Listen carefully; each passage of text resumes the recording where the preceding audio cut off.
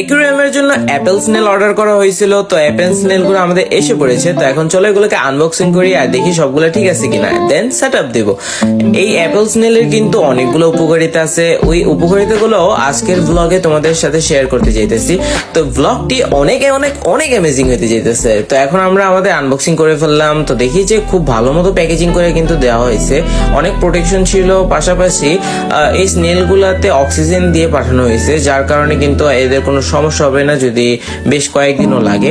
আমরা এটাকে ওয়াটার ফার্মেন্টেশনের জন্য রেখে দিছি, কজ সাথে সাথে কিন্তু পানির টেম্পারেচারের সাথে ম্যাচ না করলে মাছের যেমন ক্ষতি হতে পারে, স্নেলেরও তেমন ক্ষতি হতে পারে। তো এই কারণে আমরা এখানে রেখে দিছি যাতে ওয়াটার অ্যাডজাস্টমেন্টটা হয়ে যায়। ওয়াটার অ্যাডজাস্টমেন্ট হয়ে গেলে আমরা এক এক করে সবগুলো স্নেলকে আমাদের একুরিয়াম গুলাতে ছেড়ে দিব।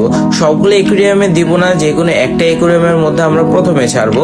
এর কারণ হচ্ছে যদি সবগুলো একুরিয়ামে ছাড়ি, বাই চান্স যদি কোনো প্যারাসাইট থেকে থাকে বা কোনো ধরনের সমস্যা থেকে থাকে স্নেল গুলাতে, তাহলে কিন্তু আমাদের অন্য মাছগুলো এফেক্টেড হবে। এই কারণে সবসময় নতুন কোনো ফিশ বা স্নেল আনো বা গাছ আনো, যাই আনো না কেন, যে কোনো একটা ট্যাঙ্কে কোয়ারেন্টাইন ট্যাঙ্ক হিসেবে রেখে দিবে। ওই ট্যাঙ্কের মধ্যে যখন এগুলোকে ফার্মেন্টেশন করবা বা রেখে দিবা, তখন অবজার্ভ করে দেখতে হবে যে অন্যান্য মাছের বা কোনো এনভায়রনমেন্টের যদি ক্ষতি না হয়ে থাকে, প্যারাসাইট আক্রান্ত না হয়ে থাকে, দেন আমরা কিন্তু ওই সেট আপ গুলো দিতে পারবো। তো আমাদের আগেও কিন্তু অ্যাসাসিন স্নেল ছিল, দেন জেব্রা স্নেল ছিল। এখন আমরা অ্যাপেল স্নেলের কালেকশনটা করে ফেললাম, আর নেক্সট ডে ইনশাল্লাহ হেলমেট স্নেল বা অন্যান্য যে স্নেল গুলো আছে ওইগুলোও কালেকশনে করব। আমাদের অন্যান্য ফিশ গুলো কিন্তু মাসাল্লাহ সবগুলোই ভালো আছে। তো বেটার একটা ট্রিটমেন্ট চলতেছে, সল্ট ট্রিটমেন্ট, ওইটাও নেক্সট ব্লগে যদি আমরা আশা করি তোমাদেরকে জানিয়ে দিব।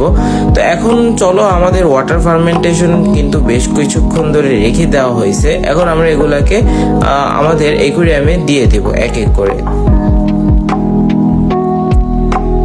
তো আমরা আমাদের এখন প্যাকেজিংটা খুলে নিতেছি। তো এই পানিটা সরাসরি দেওয়া যাবে না, কজ এই পানিটা কিন্তু তোমার প্রচন্ড ঘোলা হয়ে গেছে আর ময়লা হয়ে গেছে। তো এই কারণে আমরা হাত দিয়ে সবগুলো স্নেলকে এক এক করে নিব, এবং আমাদের যে একুরিয়ামটা কোয়ারেন্টাইন হিসাবে চুজ করা হয়েছে ওই একুরিয়ামটাতে আমরা এখন রেখে দিব।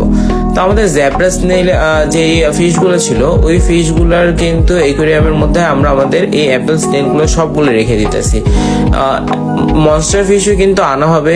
এই স্নেল গুলো আনার কারণ হচ্ছে যে গ্লাসগুলো যাতে পরিষ্কার থাকে। মনস্টার ফিশ আনলে যাতে ঘোলা না হয়ে যায়, গ্লাসগুলো বারবার ক্লিন করে কিন্তু একটা প্যারার কাজ। তো এই কারণে আমরা সবগুলো স্নেল কিনে নিয়ে আসছি।